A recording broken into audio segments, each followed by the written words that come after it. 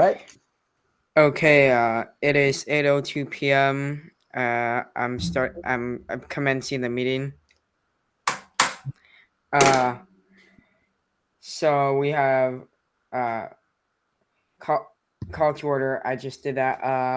Enzo, can you do the roll call?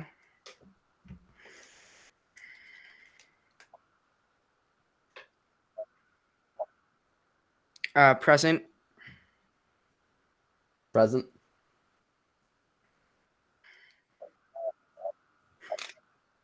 Present. It's okay. Mangiafico. Present. Present.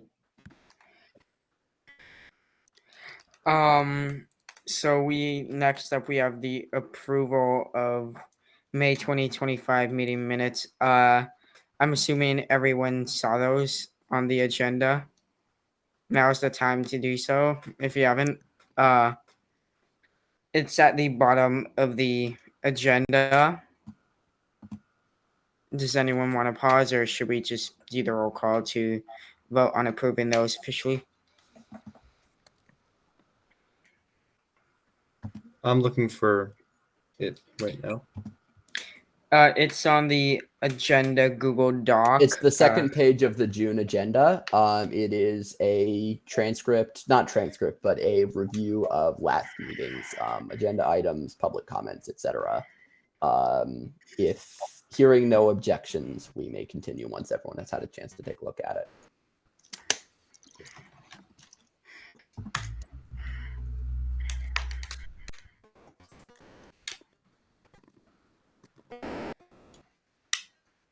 Does anybody need the link?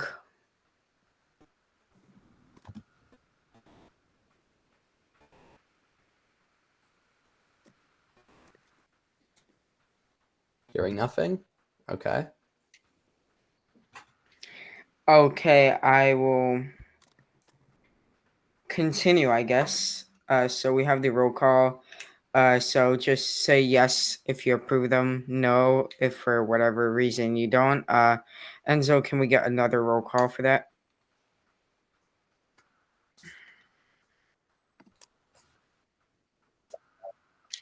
Yes.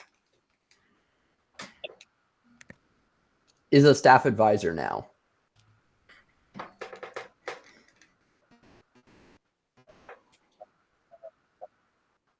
Mangiafico. Yes. Yes. Yes. Okay. And so, point of procedure, can you double check on the recording that you're recording your own audio in addition to our screen? Because this almost caught me up last time.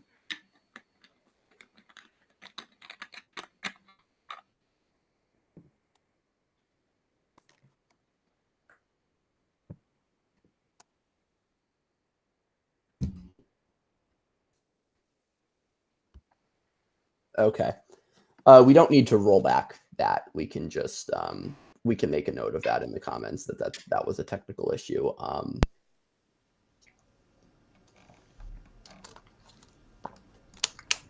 Test. Okay. Make sure you got it. It should work. It should work. Okay. Next up. Hearing no objections, we can go ahead and make these minutes final. All right. Yeah. Okay.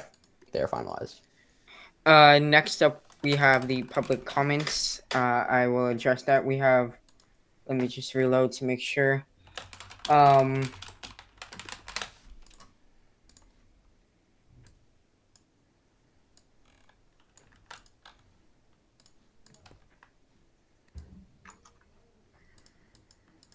So we have one public comment from AJ Linnert. I'm just gonna read the comment itself. Samtrans having turned school bus routes into Samtrans routes has the potential to be as well documented and searchable as any Samtrans route. However, I feel that this potential has not been taken advantage of. like how the pages for the routes are not available on the Samtrans website. End quote. Does anyone want to comment on that comment? I think being from a region with very few school tripper routes, MTS has no dedicated school tripper routes. I definitely think there should be a push to get school tripper routes that can function as genuine community transit services to be branded as such. I think if these agencies want to continue receiving state and federal money, these services have to be open to the public, and they should be made available just like any other route. I think service planning them to be more like neighborhood routes and less like school routes is a different question. And while like it'd be great if we could take every current school route and make it a frequent community bus, because a lot of them are genuinely pretty good community connectors. Schools are usually community centers, and so school to other place routes usually make sense. That being said, that requires a ton of investment compared to running a couple extra buses a day. So I think that's a different question, but it's definitely something the Alliance should dedicate some effort to, trying to make sure schools are the center of true urban frequent networks rather than just, we will send a bus here around the time the bell rings. Does anyone else want to comment? I agree. I agree. Yeah, I agree with all of what Samuel said. I would also add more specifically to the point about PDF schedules not being available on the Samtrans website. I agree that for consistency, I believe that every route should be available in PDF form on the Samtrans website, and I think that's something that's worth reaching out to Samtrans about. I do want to note that there are PDF files for the routes, but compared to the regular cool booklets, they suck. So, And I would add, I would just encourage this commenter to go out and submit a customer service request for this. A lot of times web and schedule like signage information is stuff that it's very easy to fix if given the chance on the agency side. Definitely like that is something the Alliance could try and push for, send a nice open letter about if necessary, but I would recommend like practice your own self-advocacy. Just go to the agency and say, hey, this isn't working for me. It seems like it'd be easy to fix. Give it a try. okay. Any more comments in regards to the received comment? David, could you clarify really quickly where the PDF schedules are available? I'm failing to If understand 100%. if you check the Semtrans route page, there should be a button that says PDF schedules. I If you don't. go to samtrans.com/routes, it does not list any of the school routes. Let me just open that. It may have changed. Semtrans. Semtrans.com.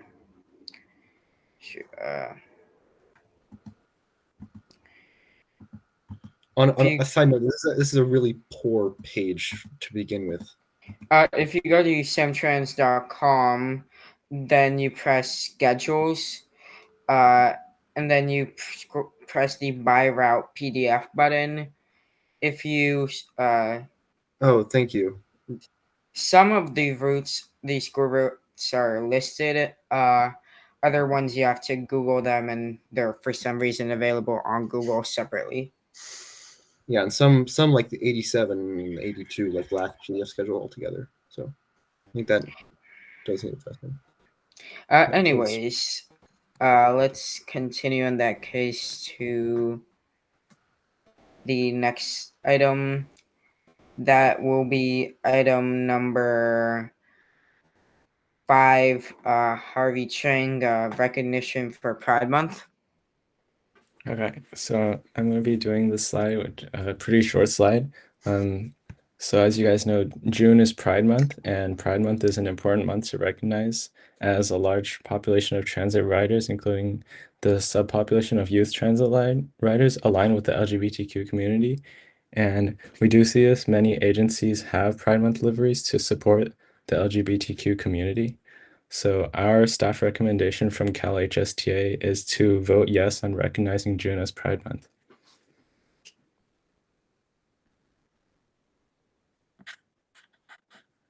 Can we get a roll call once again to vote on that? All right. David Rabinovich, Yes. Samuel Sharp. Once again, as a staff advisor, don't roll call me for votes. Okay. Benjamin Once more with feeling. Ben, would you repeat your last name, please? Sure. Mangiafico. Benjamin Mangiafico. Yes. Harvey Chang. Yes. Dane Colbreth. Yes. And then Enzo Wu, yes. Okay, then with that, the resolution to recognize June as Pride Month has passed. Next up is item number 6, which is my item. So 2025-2026 youth campaign proposal. So we have this image of a electrification outreach event here. The proposal is that we have a youth outreach program. So, in light of current funding problems that transit agencies are currently facing right now, it's an important time to support not just transit, but transit for youth. What I propose, or I guess we, is creating a youth kind of outreach program so we can educate other youth on funding issues. So some ways we can do that is we can create a petition to send to transit agencies that any youth transit riders can sign is to keep youth fares free or cheap because it is important for most youth to have that since most youth don't have a source of income. There's also keep service a service area youth can use. So I'll have an example. I wouldn't say like fully keeping current service areas, but keeping areas that help youth get from their homes to school to places they can hang out with friends. We can also add to that like testimonials that youth can film and we can add to send to transit agencies. And with that, also a social media campaign to create like educational videos and follow social media trends to pursue youth engagement.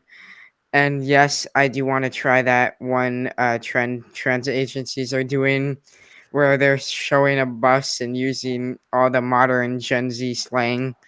Uh, so as examples, this is all local for me. Sucks to suck, San Diego. Uh, We have, I'll have you know, we have universal regional free transit. We have everything, coaster, NCTD, MTS, all free. So suck it, San Francisco. well, we have Caltrain here, which is fairly cheap. If you want a single ride, you just pay $1. If you want to spend the whole day riding, you pay $2. Um, and while normal adult fares are based on zones, that is fully waived for youth. So that makes it easier for youth to ride Caltrain. For Muni, Muni is just completely free for youth, and so is Smart, the Sonoma Marin area rail transit system. Um, so examples of preserving service areas. So I'm using SFMTA right now as an example since they just recently had a service change on 621 where they combined routes 6 and 21. Um, so they're currently preserving service areas by taking corridors with a lot of routes, and they're saving money by cutting a few back without removing that service corridor. So on the second image, you can see Market Street, and the colored routes used to go through the street, and now they just turn around, which means resources are saved per route. Um, they're also combining some routes to preserve multiple service areas under like the single operating cost of a route. So as I said, June 21st, 621, they combined routes 6 and 21. Um, so other campaign goals, just we could work with transit agencies to make sure these voices are heard with like these testimonials and petitions, but we could also partner with advocacy groups to boost the campaign. And this 2025-2026 campaign, one of the things at least I want it to do is to just bring awareness to CalHSTA that we exist, since not a lot of people know that about us right now, and just kind of boost our reputation and credibility as an advocacy group that actually gets stuff done. Um, so how can this board help? So the current first steps are to vote to approve this campaign, then participate in the campaign by bringing fellow local club members on transit to speak to and educate youth. This could mean just riding transit with a giant QR code and talking to every youth you see about the importance of preserving transit. And I'd be open to working with you guys to do that, but I think it's important for each of you to work with local clubs, including the ones you're part of, to get your club members to also participate in this campaign. And then also participate in the filming and creation of online educational videos, such as the trendy Gen Z slang bus and train videos. So the current step is to vote to approve the 2025-2026 youth campaign. So obviously, I recommend you vote yes. Enzo, can we get a roll call? David, I want to ask before we do vote on this. This would be an alliance-wide campaign, correct? So there wouldn't be a particular team or department that would be Yeah. creating to handle this. It would just be, this is the overall policy direction of the alliance. This is the board's campaign right now. Yeah. So this would be the primary campaign of the board. Yeah. Okay. I also recommend a yes vote. Do we have any more questions? Yeah, so there are quite a few things here that I am a little bit unsure about, but I think overall I'll vote yes, and then we can change it later before the next. Would you like to elaborate on what those things are? Those are things that I think we should talk about in more depth. So I think we should approve this and then edit it later. I would prefer a discussion while we're meeting right now, just to get the general idea of what the board members want for this campaign. So, Well, I think we should have more of a strategy for social media rather than just a couple ideas if this is going to be like our policy as a board. Yeah, well, And the then, idea is this would be a very direction setting measure. I think that's why the language is so open. It's just filming and creation of videos could mean any number of things for actual strategy. That's something we're going to have to draft and prepare. yeah, that's what I think we should include, but that's why I think we should vote for this right now and then add stuff later.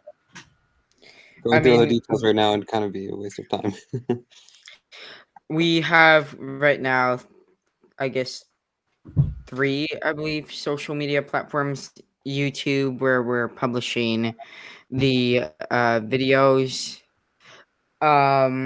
We have Blue Sky and X for getting the public comments and the agenda out to people.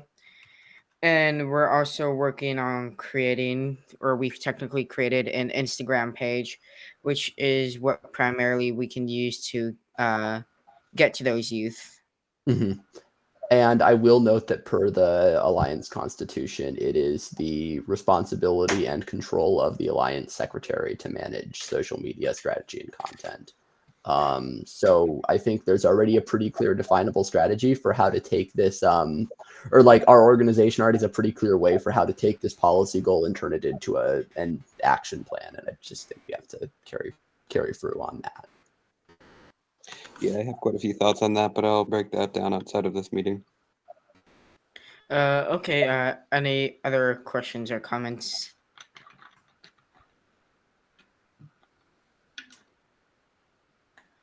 Okay then. So the recommendation is to vote yes. So, Enzo, can we get that roll call? Yes. Okay. David Rabinovich. Uh, Obviously yes. Ben Mangiafico. Yes. Harvey Cheng. Yes. Dane Colbreth. Yes. And then Enzo Wu. Yes. So with that, we voted to approve this as the kind of big campaign for the 2025-2026 school year. So we can still have more campaigns. We have another more local based campaign presentation at the end of the meeting, but the primary the primary campaign is this one. So next up we have the regional update for Northern California. That is item number 7. Ben. Yeah. Okay. So this is the regional update for Northern California, just sort of set the stage, like what transit do we have, what direction in what direction is transit going in our area, so we can figure out where to best advocate and spend our time, I suppose. Okay, next. Oh, and sorry, this is sort of an intro to what's happening. Wow, it's Smart Windsor Station. Okay, next slide, please. Okay, so on May 31st, the SMART, which stands for Sonoma Marin Area Rail Transit, opened a new station in Windsor. This acts as an extension of the line from Sonoma County Airport, which was the previous terminus. This was a big, I guess, the biggest expansion of the system in years, and since its opening, really, and it is really only part of the future extensions that are planned north to Healdsburg and eventually Cloverdale, as shown on this map. Yeah, so this is very exciting. It's rail expansion. We need more rail expansion. So that's good stuff. Next slide, please.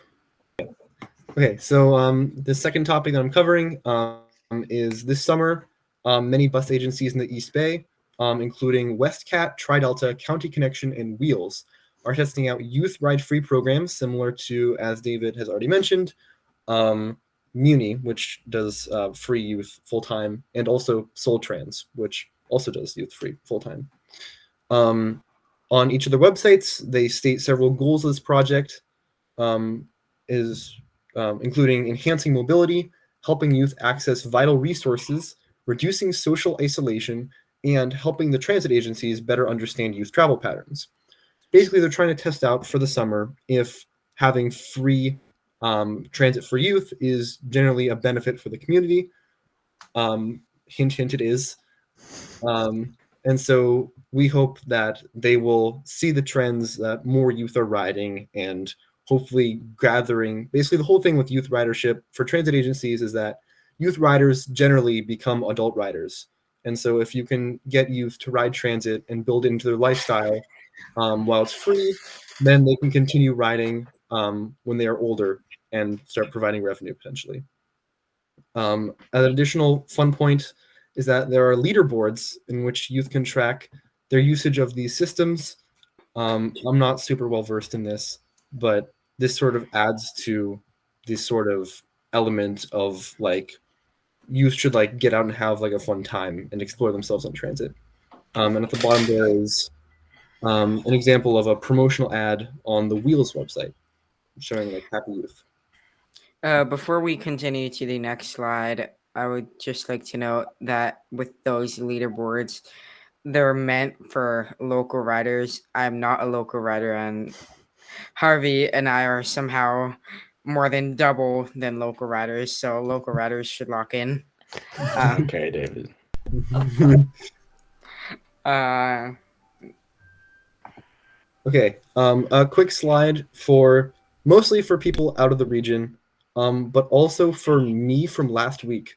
because I'm going to be honest, I didn't fully know where these agencies were last week. So this is a portion of the map from the MTC, the new MTC regional transit map.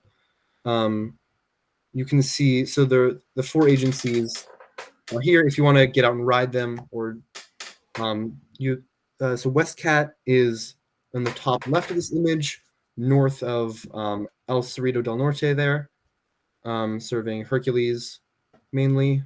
County Connections in the middle, serving Concord, Lafayette, Danville, etc., off of the BART Yellow Line. East of that, Tri-Delta, serving the Antioch, Pittsburgh, Brentwood area. And south of all of those is Wheels in there's probably a name for that, geographical name for that valley, but it's with Dublin, Pleasanton, and Livermore. Tri-Valley. Tri-Valley, thank you. And then can I comment on the program? Because I'm East Bay resident. Sure. I think the program, of course, is great that it's free. The problem is, like, I don't think the agencies advertise nearly enough. I think if you asked the population of students at my school, 95% or more of them would say they've never heard of these programs, or let alone, like, even the agencies maybe. I know some of my friends who don't even know County Connection is a thing, and we have a bus stop literally right outside the school. And then also, another thing is, like, the program doesn't even run for the full duration of summer. Like, it ends, like, more than a week before school starts for most of the counties. Just a random comment I had. Yeah, I believe there was one agency. Yeah, most of them stopped on something like August 1st. There was one that August ended on 31st, but it's... Oh, okay. I do just want to add, for example, at the very top near Benicia, Merritt Island, top left, you'll see Soul Trans. It is actually free for youth. I did not know that. Nobody knew that. I knew that. It needs to be advertised more. I agree. Like, even County Connection, Tri-Delta, Westcat, they have this specific program. They're somewhat advertising it with corny jingles and Instagram posts. Soul Trans, I only found out because I was considering using it. So, anyways, I'll move to the next slide. I was just wondering, in response to that, I wonder if, like, since like Soul Trans is like permanently free for youth, if like the people of like Solano County just like or they already know, like all of the youth already know that it's free, like similar to how presumably every youth or most youth in San Francisco know that Muni is free. It's just that a lot less people will be doing research about Soul Trans than will be doing research about Muni, for example, if you're out of the like target county service area. Okay. Anyway, moving on to this next point. Ooh, scary. Caltrain partially suspends electric service. This is predicted and is really a pain if you live in southern San Jose, but otherwise it's not really that much of a pain for the rest of the system. Earlier this month, Caltrain suspended electric train service between San Jose Diridon and Tamian. Tamian is the southernmost station that receives electric service. The goal of this is to allow like construction crews time to make necessary repairs to the Guadalupe rail bridge. There are actually 2. One of them is old and the other one is older, and they're replacing the older one. The time frame is until February 2026. The replacement is half-hour VTA operated bus shuttles. And in South County Connector service, which is the diesel service to Gilroy, is unaffected. A quick note that I found funny, half-hourly service is better service than Tamian has gotten in over 15 years because regular EMU service is every hour. So technically a service improvement, even though it's like a longer bus ride. Okay, next slide, please.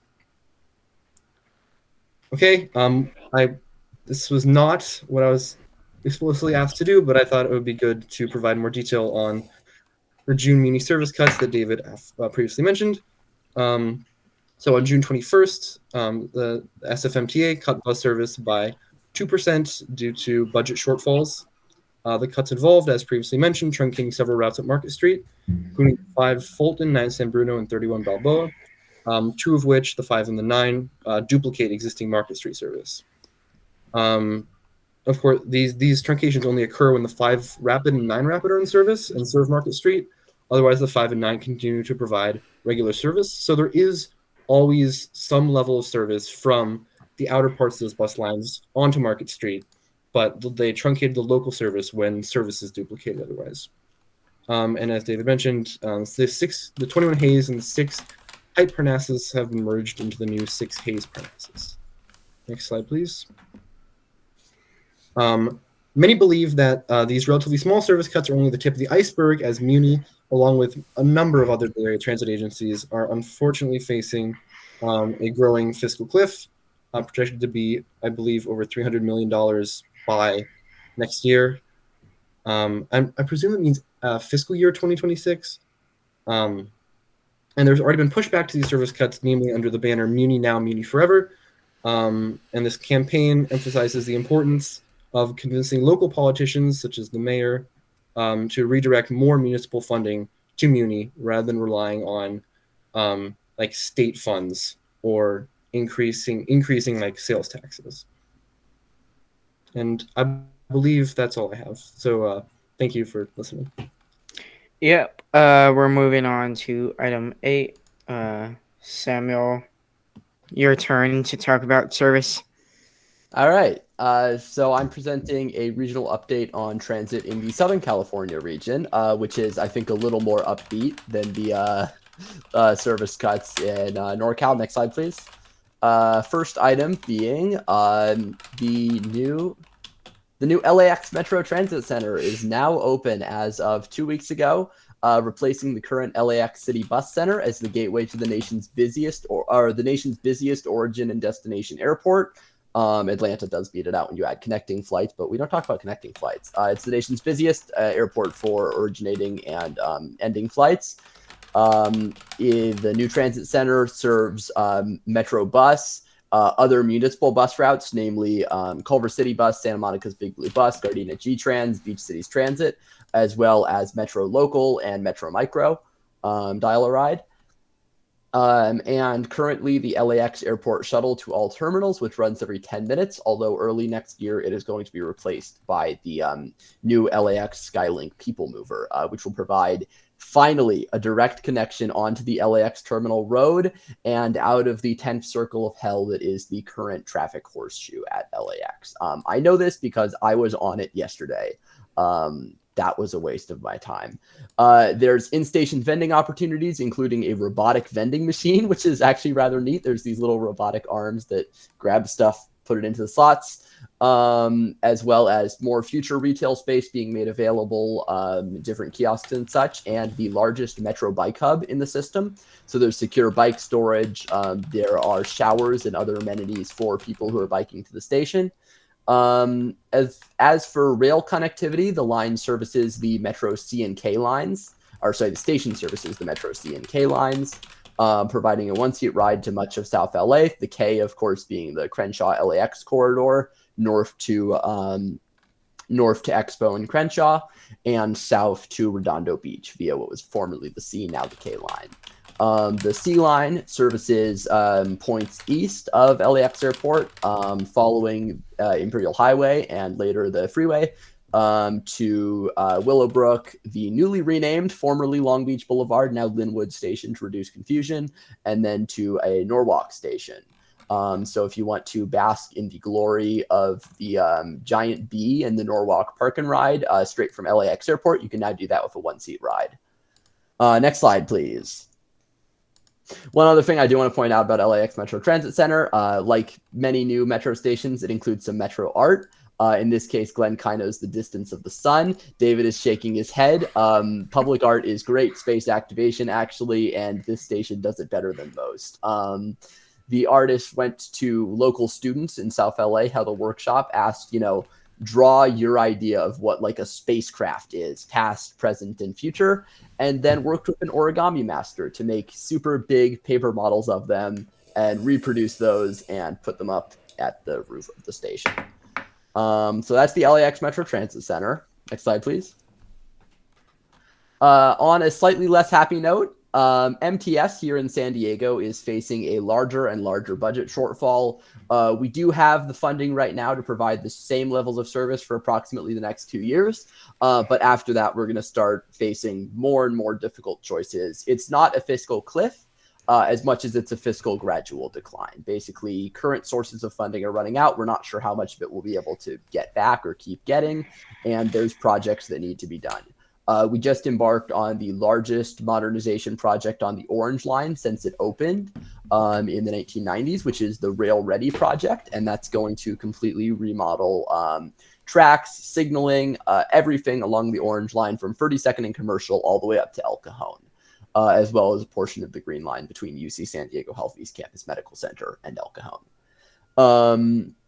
And so with more projects that need to be done, more people to serve a growing San Diego region, we're going to have to start making tough choices about where to serve with transit and how much transit to serve it with. And MTS is starting this project. They're getting out ahead of it, starting something called MTS On Track, which is a comprehensive operational analysis, a COA project. It's the first one we've had in decades for MTS. And it's going to focus on redistributing bus and trolley service hours where they matter most. And this is going to be an open, long-term effort, even if funding concerns are resolved.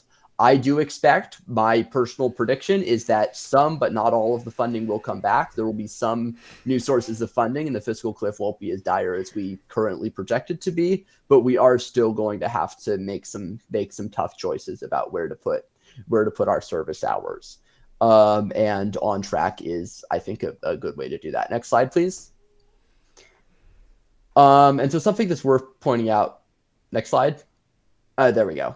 And so something that's worth pointing out with the MTS network is just how closely it parallels former streetcar routes. If you look at like Route 7 has always been University Avenue. The 4 free or the 12 free and 5 have always been Southeast San Diego arterial routes. And so because a lot of these routes haven't been touched in so long, MTS has just kind of tried adding new kinds of services, express buses, freeway flyers, more recently Rapid in the mid-2010s, MTS Express, now MTS Overnight Express just this year. But we haven't really thought about like which of these legacy services are still serving us well. And so as both downtown and uptown San Diego continue to significantly densify and also shift where things are being developed, it's time to take a look at that service again. And I think On Track could be a valuable opportunity to rebalance our service hours where it's most needed without leaving people behind. And COAs are a great way to do this. If you look at next slide, please. 2 other COA projects I want to quickly point out. SEPTA Bus Revolution is a very similar thing. SEPTA, of course, facing a perpetual fiscal cliff. It is way worse this year than it has been in the past. Speak up, save SEPTA, absolutely. But at the same time, they're currently in the process of phasing in something called Bus Revolution, which was done well before the current risk of fiscal cliff. And it redistributed bus service hours, focusing on more frequency on busier corridors. So 99% of current bus riders keep some amount of SEPTA coverage, with 20% more riders now within a five-minute walk of frequent routes. And so you can see just how transformative, and this is with the same relatively median for a large metro area amount of service hours, which was about 3.5 million annual service hours. Taking those service hours and just putting them where they're needed most and focusing on frequency rather than duplication, parallel corridors and such, and a lot of routes that were turning around and connecting in weird places because they were vestiges of those former networks. LA Metro did a similar thing a few years back that's actually still being implemented, the Next Gen Bus Plan, which renumbered and rerouted a lot of Metro bus routes, especially Metro Local. And that's helped create a clearer, more navigable network for passengers as well. And so the last update I want to give on SoCal Transit, next slide, please, is Metrolink, everyone's favorite regional rail system. And if you disagree with me, you're wrong. They're adjusting fares because everything is getting really expensive now. And Metrolink is saying, no, we're actually going to make it cheaper. And so Metrolink is piloting rebalanced fares to evaluate the impacts on revenue and ridership. They keep saying rebalanced. It's not. It's a price cut. They're making it cheaper.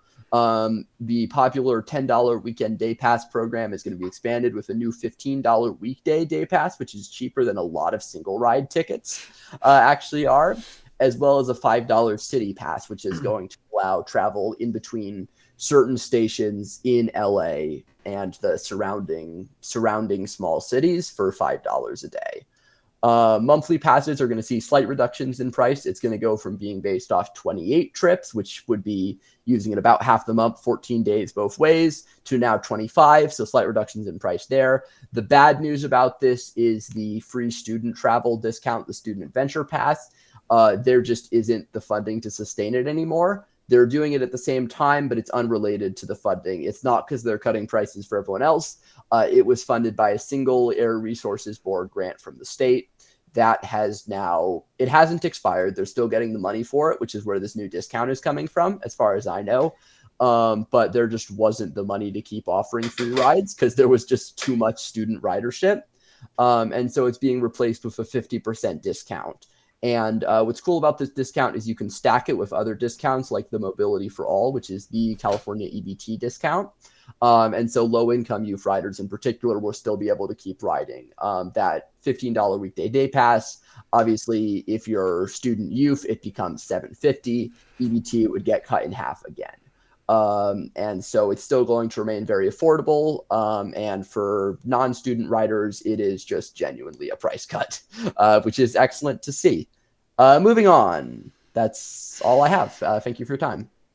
Now we have, is this still even on the agenda? Yeah, it is. Item number 9. Dane is going to talk about whatever he has planned. I still don't fully understand it. Okay, so the whole goal of this is to spearhead the creation of new clubs. It's a pilot program, and what we can use this to do is what we can use this for is to do a pilot program in San Diego, right? And see how starting clubs would work for us, because we already have clubs a part of the organization and we're reaching out to transit clubs that already exist. But if we are to directly start clubs, I mean, we have never done that before. So this is kind of just a pilot program, next slide, as a joint collaboration with organizations that already exist in San Diego, so we can use both of our resources and all of our combined resources to help these clubs. CalHSTA is a transit advocacy group in San Diego that is based on just like educating people on transit and advocating for better transit. And BuildSD is an organization that me and Sam are co-founders of, which is documenting and advocating for better development in the city and region of San Diego. Me and Sam are a part of both organizations, as a disclaimer. And next slide. The overall goal of this program would be to, oh shit, I just lost my, sorry, my Google Chrome crashed. I can read this slide if you want. Okay, there we go. It's back. Okay. So yeah, vote to establish the San Diego Organizations Partnership Pilot Program as an initiative to directly create new clubs and allow aligned staff to work with local organizations to provide joint resources to clubs.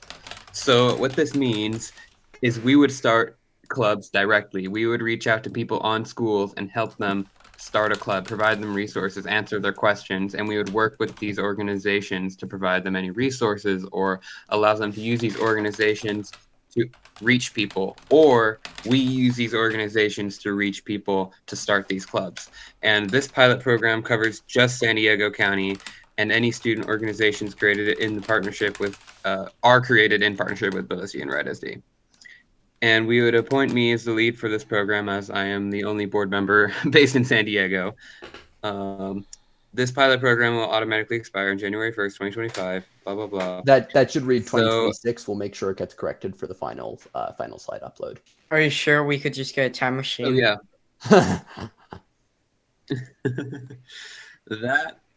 Yeah, we should probably fix that. It's already, I've fixed it in the slides already. It'll be in the final export of them. Okay. So, David, do you have any questions? I feel like you have a lot of questions. Other than me, not very. I'm not exactly sure we need a director or like person in charge officially, but sure, why not? This is a San Diego-based program.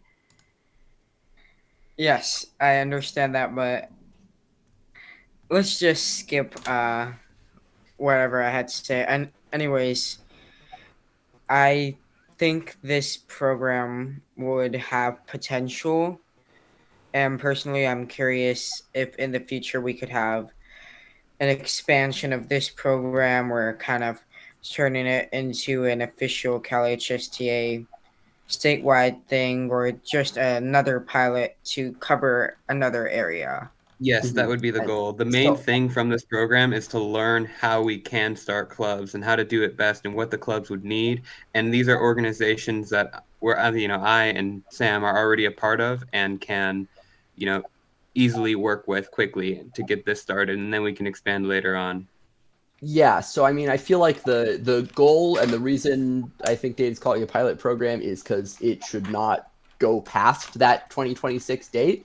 Like the goal is to collect insights. I mean, I don't mind if it does, but like the goal is to collect insights on like how do we start a club from scratch? Because all of us have done it. All of us have started something at our schools. Question is, how do we scale that? And so I think just like I think on the having a director concern, I think just it's more having a point of contact. It's like having somebody who can go to San Diego clubs and say, this is, hey, please help us on this is valuable. And also getting organizations that have regional scale. So like I don't take a super active leadership role in Write SD, but for Build SD, I know like we have board members from across the region. We have people who would be ready and willing to help on something like this, and so I support this this measure in its current form. And yes, and to be clear, we wouldn't just abandon those clubs on that day. We Right, would like the likely clubs make would continue to permanent get the same program, yes. support other high school transit alliance clubs get. They would continue to be partnered with Write SD and Build SD, but we would transition them to not being under like The pilot directed program, yes. guidance from organizational partners. They would just be alliance clubs that would have a relationship with Write SD or Build SD directly, as well as their relationship with the alliance, and they would need an alliance rep and everything. That's something we could potentially cover during the pilot program, but after that, they would need to have an alliance rep, make their reports and all, and just like become full members of the alliance. Yes, and they may continue to be connected to those organizations, but that will depend on where we're at. Yeah, that's something that can be evaluated. The goal is this would just be a jumpstart program for those new clubs to transition them into being standard alliance clubs. Yes, and it would be a statewide program and do it right now, but we don't have any other organizations to do this quickly across the state right now, and this is something we should figure out how to do it best first. I think this pilot program sounds like a great idea because I know there are like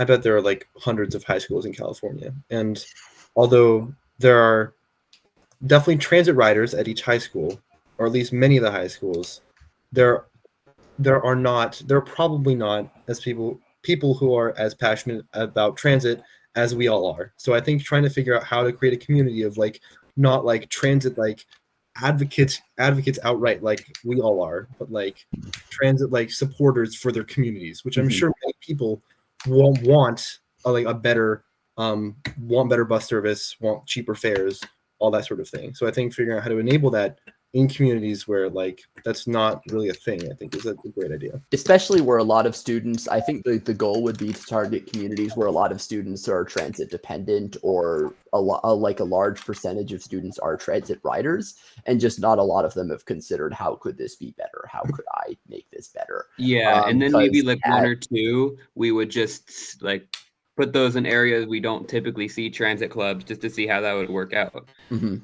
So the goal is try things. It's an experimental, it's a pilot. And I do want to say, like at San Diego High School, which Dane goes to and which I'm a proud alumni of now.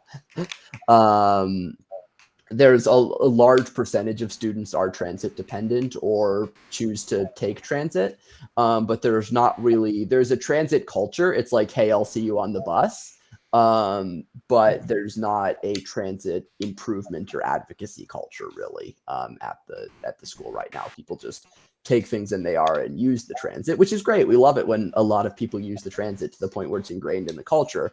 The goal is, if we go in with these groups that already have community connections, can we get the kids to say, there's this one small annoyance with my local bus route, and then start from there. Yes, and then after the end of this pilot program, we would likely have a super cluster of clubs in San Diego, part of the Alliance, and we'd be able to evaluate like how much impact can that have. How well they're doing, how well they're working with each other and with other CBOs, not just right in DC and Build as Steve. There's a ton of other community-based organizations in San Diego that are doing this good work, and just kind of giving us an opportunity to take a region that currently only has one Alliance club and be able to kind of build a network of clubs and support in that region. Yeah. Honestly, I think this is in general a good program, especially since we're all probably, I guess, nerds or like advocates. I'm not sure what the We right are word nerds. would be. We are Yes. nerds. But we just did it, right? But I'm sure there's a lot of places or schools where there are similar nerds that just don't know how to do it, and they would really benefit from this. And at the same time, having a lot of clubs is good for us because then we can brag about It's a having lot a of lot names. clubs. It's a lot of names you can put on an open letter. Yeah. Yeah, we can kind of brag. We'd have credibility kind of being a large organization. Like, we're statewide right now, but we don't have a lot of clubs, so it's important to be statewide with a lot of clubs and representation. And at the same time, each club gets their own credibility by being a member if we're credible. Yeah. Yes. You have any more There's- questions on this? Excuse how hastily created this was. I've been quite busy, as you know. I think I recommend a yes vote, and this little trolley recommends a yes vote. More clubs in San Diego. Yes. Okay, can we get a roll call from Enzo? Guys, hear me? Yeah. Yeah, Okay, you're good. My OBS says my mic is off, but okay. Okay, make sure it's on at OBS. It was on a second ago. Okay. Hang on. Hello, test. Yeah, we can hear you. Okay. David Rabinovich. Yes. Ben Jaffico. Yes. Harvey Chang. Yes. Dane Colbreth. Yes. And then Enzo Wu, yes. So, Dane, have fun. You're allowed to do stuff now under the CalHSTA name, I guess. Don't go crazy with these clubs, please. No, I do feel go like I've crazy. always been able to do stuff with CalHSTA as a board member, but I'll take Don't go too crazy. Be like 50% of maximum crazy. Yeah, so typically when I do stuff, it's kind of sane. Like, that's kind of my whole thing. I'd say typically you're closer to 70%. Crazy as in doing things people don't really do. Yeah, you know what? You're right. Or doing things that people would never do. I do that a lot. True. Anyways, I will continue on to. This is item number 10, board member comments and reports. Does anyone want to go before me? I guess I'd like to go. Give a quick thing. For the June, it's about it's about formatting actually on the agendas. I think that the meeting minutes from the previous meetings should be more should be more clearly marked on the agenda for like the following meeting. Perhaps it should be in a different color or italicized. Or Okay. Samtrans does it is they have like basically a watermark that says like draft behind the whole thing, so you know that it's not just like part of the agenda. It's like actually like up for, it's a document basically that needs to be debated and approved. So I'd recommend Okay. that in future agendas. I can do that if needed. I don't think it would be too hard. Yeah, and so that's well within your purview. Yeah. You can feel free to. And do then I that guess I can however just you export it onto like a PDF and upload it to the Google Drive for review. If we Real wanted quick. to, I don't think we really need a proper agenda packet right now. I think just Okay. like adding some kind of differentiator to the minutes Yeah, page. okay. Alright, I'll consider it. Anyone else before me? Yeah, Dan? so real quick, what would your guys' thoughts be to having a special meeting early July? Why? So there are quite a few things I'm also working on, but I just haven't been able to get to for this meeting due to, you know, What the ridiculous load of stuff I've been doing. can you name the things? I mean, I'm not opposed to it, but like I think let's do a meeting to talk about the things isn't a good pitch for. No. My suggestion is I talk about the things first, and then we decide whether or not to have that meeting. But overall, would you guys be open to that? David, you are crazy. That Ignore me. oh we do. Yeah, I mean I feel forgot like what the I'm things open were to it. because I'm too busy trying not to laugh. Dane, do you want to quickly say what the things are? Because like I have no opposition to holding a meeting, but I'm just not sure what could fall I lost my so train of thought, honestly. seriously out of agenda. I'll get back to this later. I mean, I don't think anyone here is opposed to having a meeting, but we don't want like a surprise meeting where we chill and then find out what's gonna happen day of. Yeah, no. That is not my idea, to be very clear. So like what are the No, things? it's gonna be a surprise meeting. We're gonna have a movie night. I mean I'm open to the movie night idea. We're watching the Polar Express. I have qualms now. Okay, anything else before I get to my comments? What comments? Non-agenda public comment, non-agenda private comment. Okay, Sorry, I just had to act like David real quick. My bad. Oh Taking come on. inspiration from the president. okay. I could act like Dane, but I don't think that'd be helpful for anyone here. Oh, please. Oh yeah, and then regarding your July meeting, I'm out the entire next month, so I will not be able to attend. Oh, perfect. I'm kidding. Here, I'll try a Dane impression. So, guys, I accidentally quadruple booked this meeting, and like,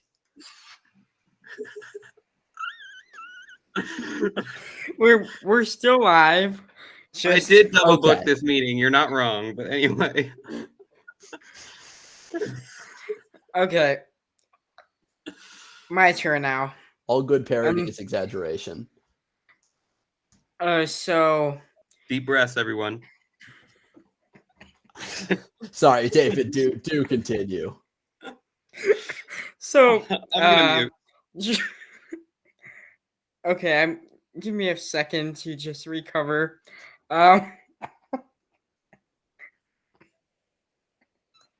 Sorry. Okay, so we transitioned from, I guess, last year's board. We put almost everyone's bios on the website.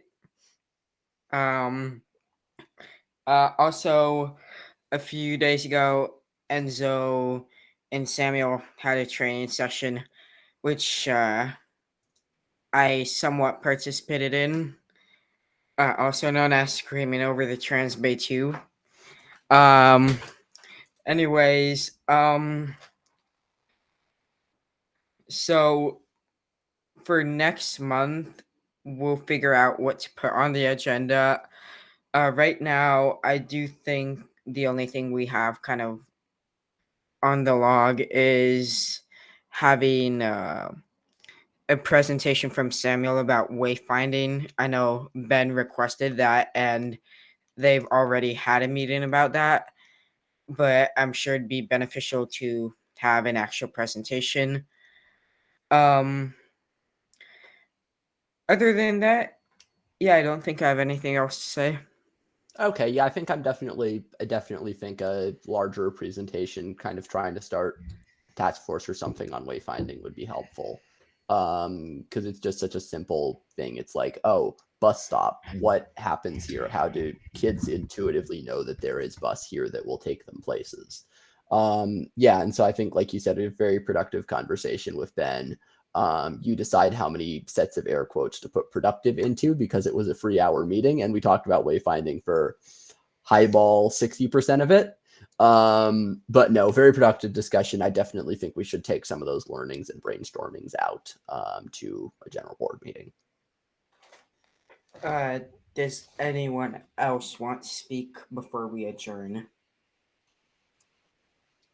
No. If I did, I would be creating a 3-hour meeting here. So, yeah. Yeah, I don't think that's necessary tonight. Anyways, it is I guess 9:00. Wait, sorry. I guess I'll quickly throw in to my previous assertion. There are 1,297 public high schools in the state of California. So I think a long-term goal. We currently represent 0.5% of all public high schools in California. So 7 out of 1,297. We will get there, guys. We will increase that number. We're gonna do it. Are we gonna get there before high speed rail? Anything's possible. Is this a new before GTA 6 type shit or what? Exactly. Sure. Sure. Anything else? Okay then. It is 9:05 p.m. and I am adjourning this meeting. All right. Congratulations. Enzo, you